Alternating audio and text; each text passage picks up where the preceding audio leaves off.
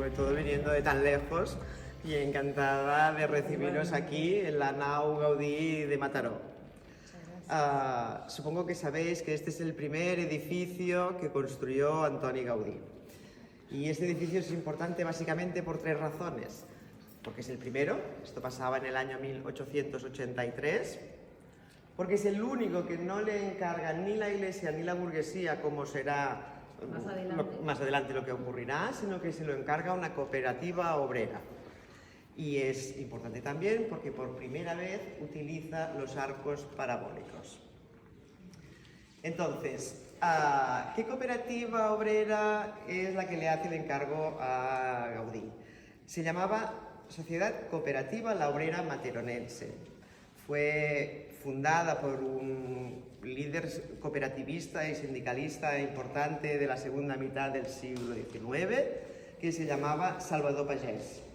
Salvador Pagès fundó la cooperativa en la Vila de Gracia, lo que ahora es el barrio de Gracia de Barcelona, pero en aquel momento aún eran poblaciones separadas del centro de Barcelona. La cooperativa prospera y deciden ampliarla, hacerla crecer.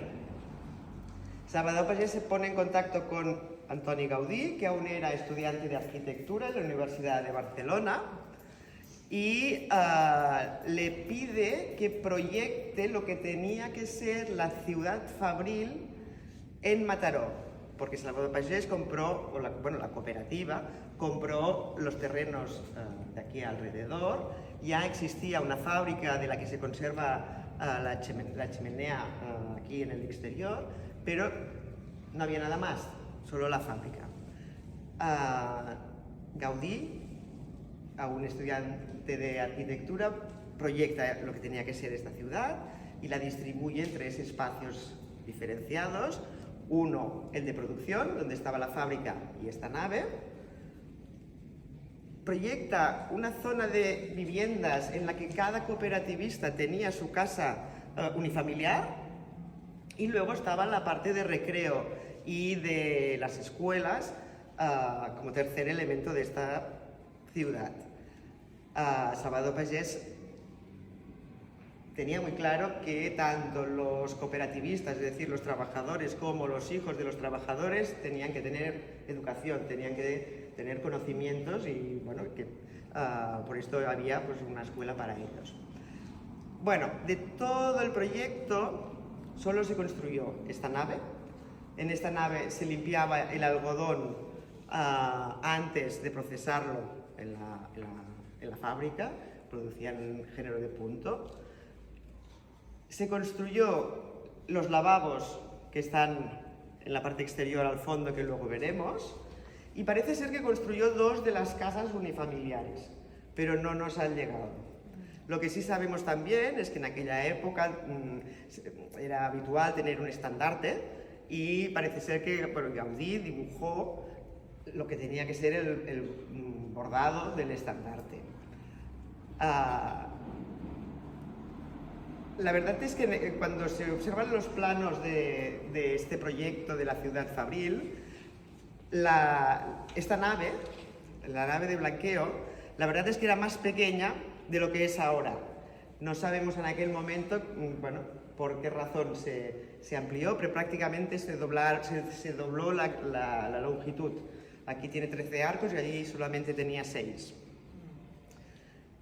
Como veréis, la pared de la izquierda hay toda una serie de ventanas, que es la versión original de cómo era este espacio. Es decir, en el otro lado había la misma pared, el mismo tipo de ventilación. Y era precisamente porque los productos que utilizaban en el momento de limpiar el algodón y los tejidos, pues necesitaban ventilar, necesitaban que corriera el aire. La nave, la verdad es que ya en vida de Gaudí empezó a sufrir diferentes problemas. En un momento dado, a finales del siglo XIX, se decide ampliar esta calle, la calle Cooperativa, y no se les ocurre nada más que amputar los arcos a una cierta altura, construir un muro nuevo y apoyar los arcos en este muro nuevo. Con lo cual, desde aquel momento hasta que se restauró, la nave estaba amputada, los arcos no llegaban hasta el suelo como llegan ahora. Pasó muchas vicisitudes, fue almacén, la ocuparon distintas empresas, pero por suerte en el año 2002, cuando se cumplía el 150 aniversario del nacimiento de Gaudí, el Ayuntamiento de Mataró decidió restaurar la nau y recuperar su emplazamiento y sus dimensiones originales. Volviendo un poco hacia atrás, cuando os decía que el tercer elemento importante de este edificio son los arcos parabólicos, la principal característica de estos arcos es que sustentan el peso del edificio, con lo cual no le hace falta ni paredes, ni columnas, ni pilares, y por eso consigue este espacio diáfano de casi 600 metros cuadrados en el que pues se podía trabajar. Si os fijáis, en realidad es una construcción muy ingeniosa y muy simple. Son tableros de madera fácil de encontrar, es pino, cortados rectangularmente y que se unen de 3 en 3 para dar el grueso y la fuerza que necesita el arco, como un mecano. En realidad, cuando se restauró, se desmontaron y luego se volvieron a montar, evidentemente, y sobre todo para recuperar el ancho original. Pero en realidad es un sistema constructivo muy fácil y suponemos que los construyó de madera porque lo hacía más fácil, y suponemos también que por una cuestión económica. Porque claro, en el momento en que esto ocurre es en el momento en que el señor Eiffel construye la Torre Eiffel, es el momento de los grandes puentes de hierro, y se podría suponer que a lo mejor hubiese podido utilizar, ¿no?, el hierro como elemento constructivo. No sabemos exactamente la razón por la que utiliza la madera, pero en todo caso, el haber utilizado la madera le da una calidez que seguramente el hierro no le habría dado. Estos arcos, como seguro que sabéis, después en los otros edificios, sobre todo en las buhardillas, Gaudí los va complicando, los va modificando. Las buhardillas de la Pedrera, de la Casa Batlló, de las Tarasianas, en todos los edificios seguirá utilizando el arco parabólico como sistema constructivo.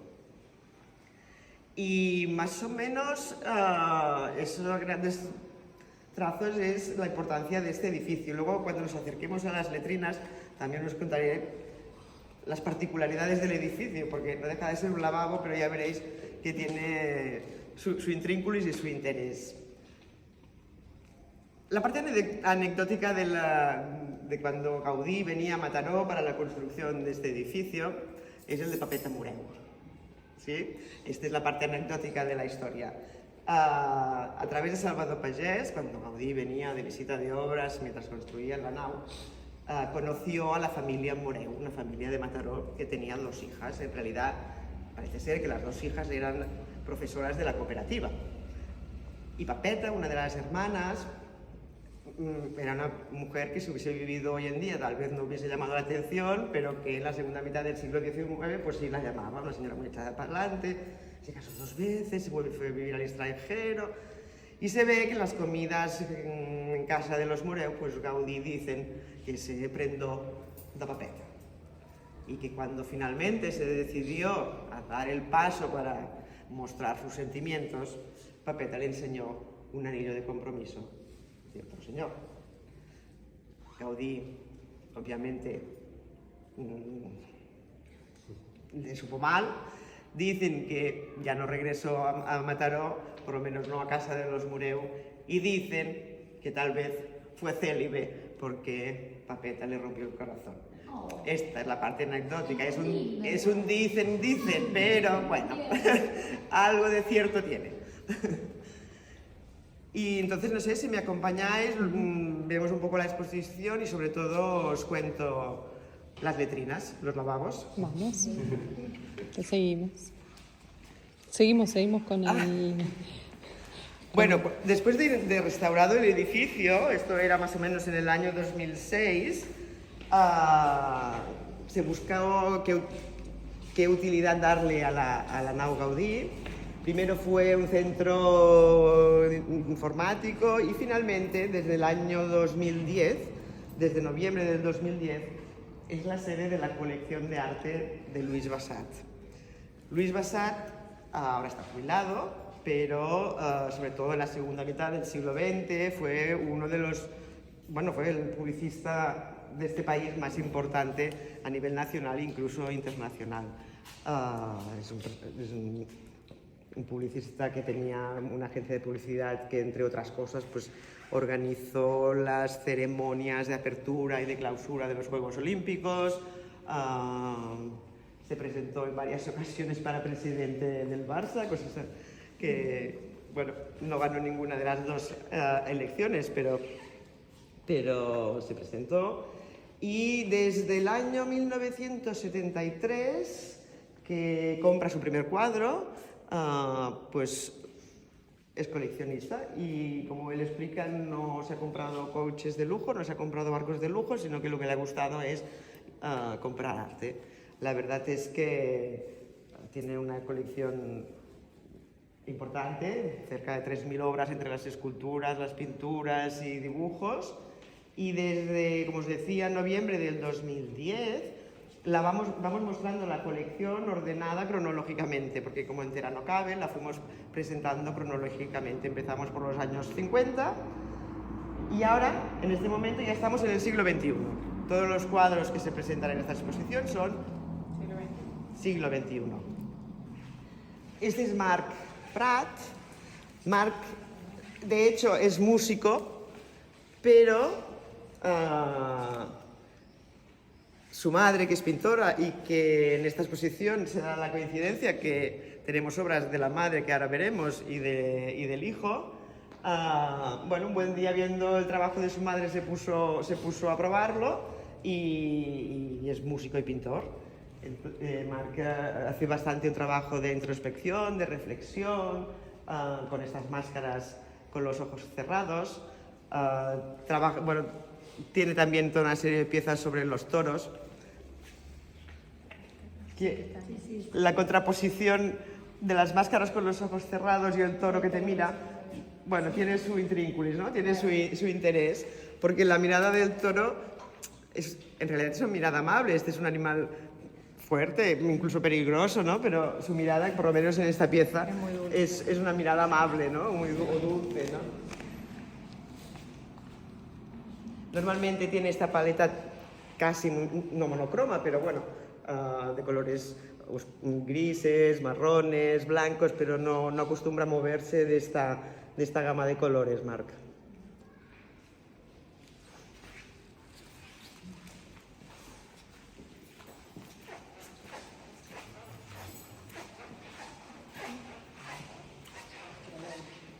Este es un pintor muy distinto. Es Jaume Ribas. Jaume Ribas es mayor en edad que Marc Prat. Estudia filosofía. Es un pintor que trabaja, como se puede ver, los espacios, ¿no? Los espacios cerrados y por donde, digamos, se puede acceder, o una especie de puertas o de accesos a estos espacios cerrados. Es tremendamente más minimalista que Marc Prat. Marc es muy gestual. Jaume Ribas, en cambio, es muy minimal, es casi también monocromo en sus piezas y trabaja, como os decía, todo el tema de los espacios cerrados y el acceso a esos espacios, ¿no?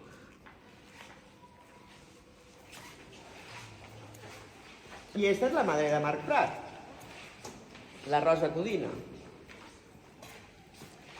No pintan igual, pero se nota un poco la influencia madre-hijo, ¿no? La paleta de colores parecida, no el tratamiento. Rosa no es tampoco gestual como lo era Marc. Rosa representa unos objetos como estos vasos.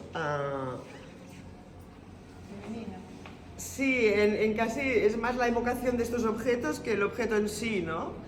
tiene este trabajo entre el vacío y el lleno, la representación emotiva de un plato, ¿no? o de un bol.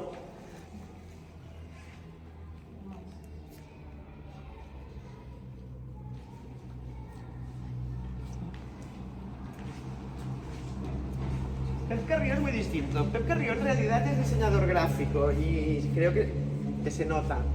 No es tan un pintor, para entendernos, como los que hemos visto hasta ahora, ¿no? Pep Carrió hace este trabajo sobre fotografía, sobre todo sobre fotografías antiguas, cuestiona la memoria, el cuerpo humano. Es otro tipo de trabajo.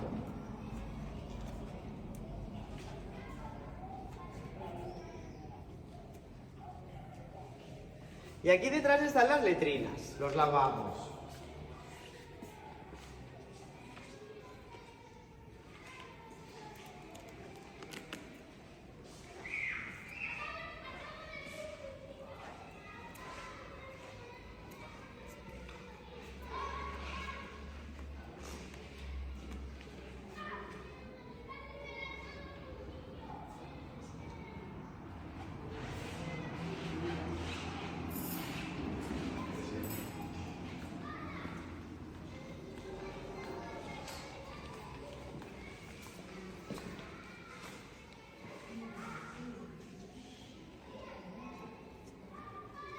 Una pregunta, cuando se reconstruyó la parte de las que faltan, entiendo que es madera nueva, pero las otras son las originales.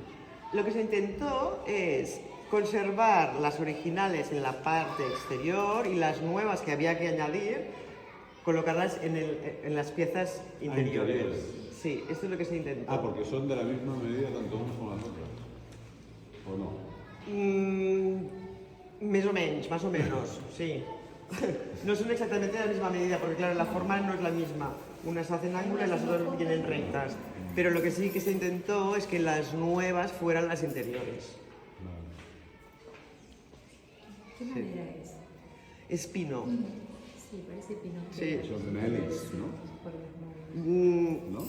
Jo, pel que tinc entès, és pino, però no m'hi barallaré. Pino bello. No sé. Este es el famoso edículo de las letrinas, de los lavabos. Ya la forma cilíndrica es, digamos, peculiar. Tiene dos puertas, no sabemos si para hombres y mujeres o simplemente para que dos personas pudieran acceder a los lavabos al mismo tiempo. Pero lo que sí que tiene es que bajo tierra está la fosa séptica, donde se recogían en aquella época pues lo que se recogía. Se ve que Gaudí impermeabilizó esta fosa séptica con cerámica vidriada para que no contaminara las aguas subterráneas. Y el tejado, que sobrevuela del cilindro, no se sustenta encima del cilindro, es porque en el interior hay un sistema de sifón que evacúa los gases tóxicos de la fosa séptica.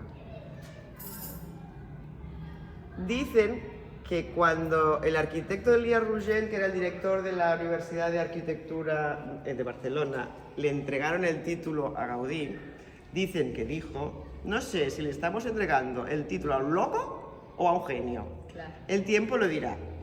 Pero claro, resulta que el tiempo fue breve, fue corto, porque tanto en la construcción de esta nave como en la solución de la construcción de los lavabos, bueno, quedó patente de que se trataba más bien de un genio, ¿no?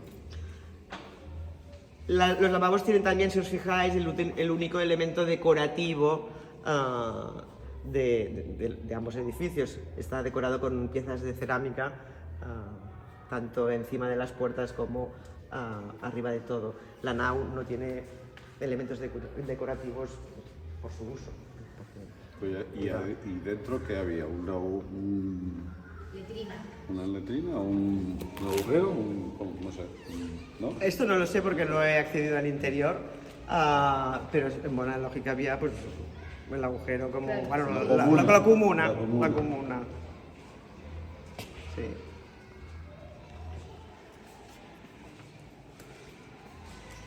Aquí, si luego os queréis entretener, hay un poco los planos, las imágenes del edificio antes de la restauración, en pleno proceso de restauración, el dibujo del estandarte y un poco la cronología de todos los edificios de Antoni Gaudí.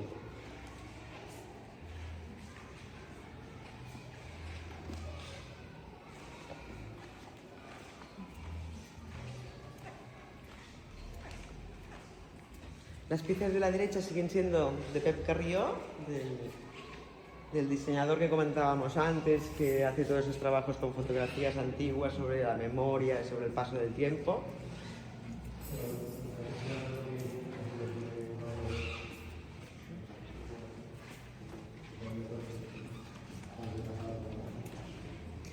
Este es Enric Encesa, un pintor de Gerona, un pintor que trabaja siempre con los tonos grises y negros, con todo este sistema de caligrafía, y que hace también estos ejercicios un poco a la contra o al revés de lo que hacía Lucio Fontana cuando cortaba las telas.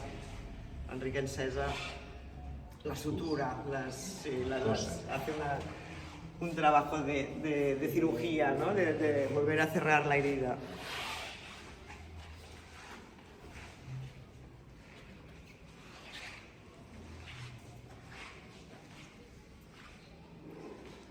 Y este es Ramon Enric, un artista de Igualada, cerca de Barcelona, que pinta estas ciudades, digamos, metafísicas, ¿no? Unas ciudades inventadas en las que no hay personajes, no hay personas representadas, no sabes muy bien qué hora del día es, ¿no? La luz, las sombras, no te acaba de decir qué hora del día es, pero que, bueno, pues construye estas arquitecturas inventadas agradables, la verdad.